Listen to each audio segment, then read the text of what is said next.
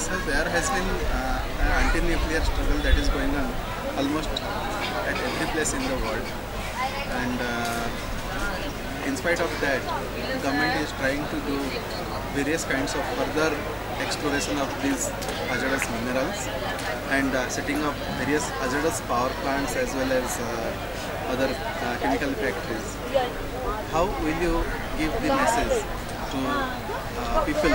What message will you like to give? How they should fight? What they have to do to protect their livelihood and future generations?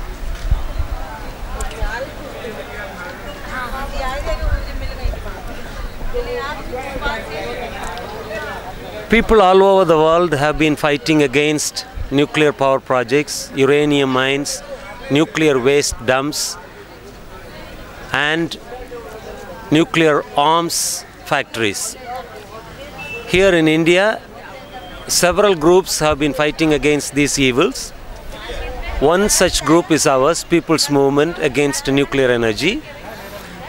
Some 3 years ago, we managed to bring together all the anti-nuclear groups all over India to Kanyakumari and organize them into a broader national umbrella organization called National Alliance of Anti-Nuclear Movements.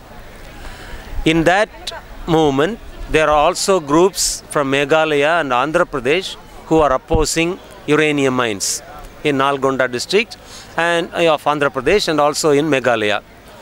We hear that the Government of India and the Department of Atomic Energy are planning to do uranium mining in Orissa. There is no need to say that this is a disastrous project for the people. I myself have been to Jadugoda and have seen how recklessly and carelessly the whole uranium mining project is being done.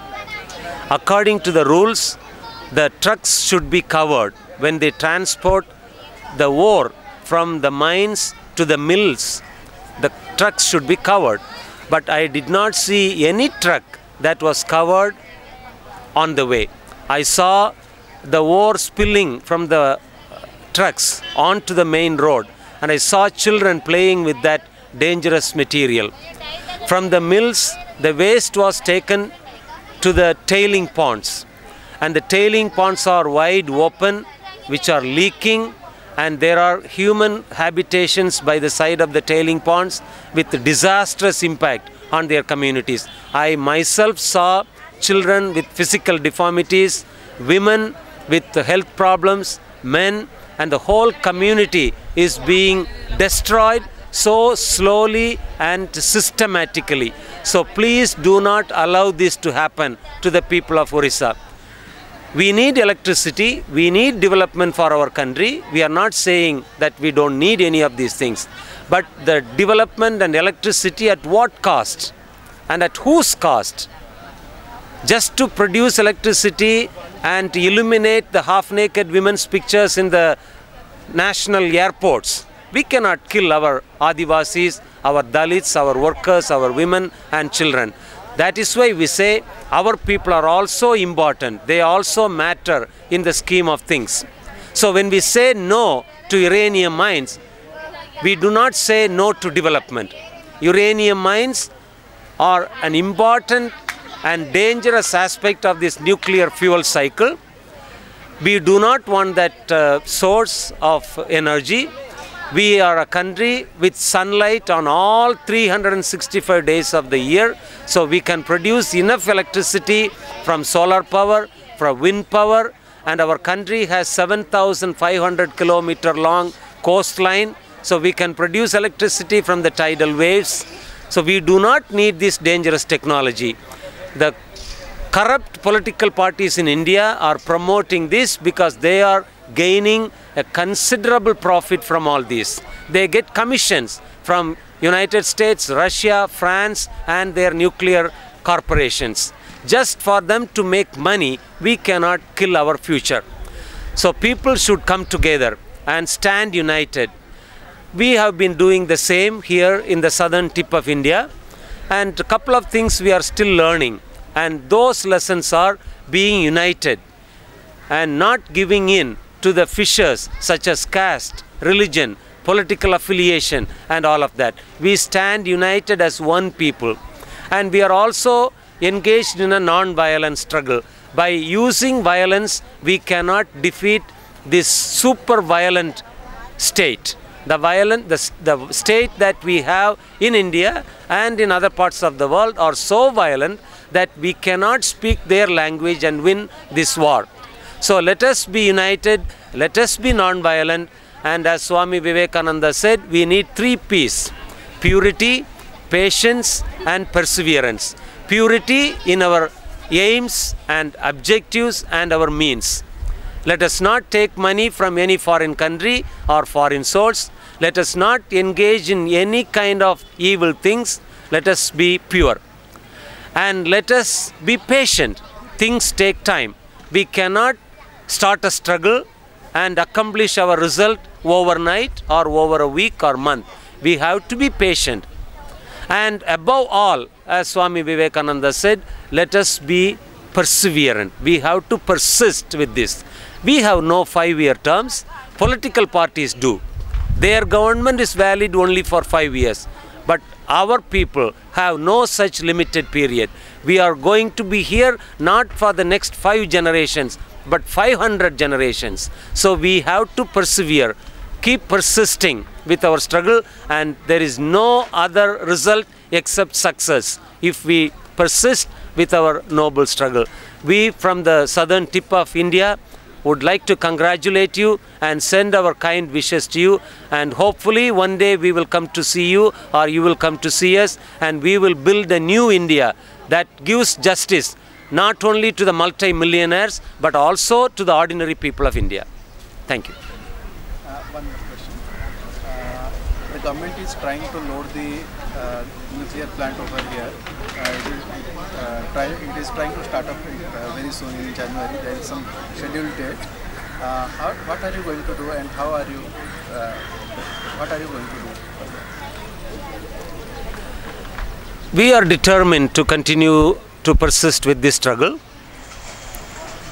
We often invoke the example of a husband beating up his wife, or a parent beating up their child, and the child or that poor woman cannot muster the strength of the man and beat him up in his game.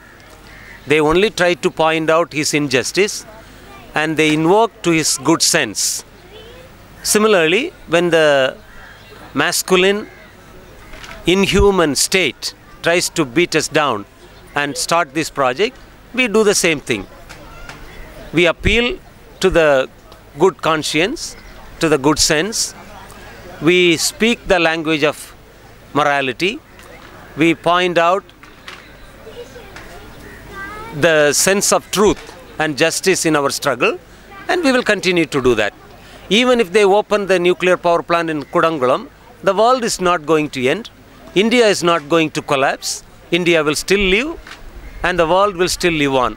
But they will not have our cooperation, and we will persist with it. We will oppose it in every possible way. And without our cooperation, they cannot run this project for the next 40 to 60 years.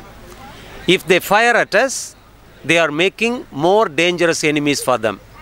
If they do not cooperate with us, if they completely belittle us, they are going to be surrounded by enemies and ill-wishers. Now, with all these enemies and ill-wishers around you, you cannot run any project for any length of time. So, if they don't win our hearts, they are going to lose. So, do we create a win-win situation for both of us, or should we create a lose-lose situation? We are ready to lose. We are ready to die. But are they ready to die? What message will you give to the other places where people are supporting you? What message are you giving? This is a wonderful show of solidarity, what has happened here yesterday and today. We have people from all parts of India, so we are not feeling isolated, we are not feeling neglected. Actually, we feel much happier now that there are people from West Bengal and Orissa and Chhattisgarh and Rajasthan and from all different parts of the country coming down to see us and to show that they are there for us. and that makes us feel happy, and that makes us feel more hopeful about the concept of India. India is not a country, India is a concept, and that concept is much needed for our world today.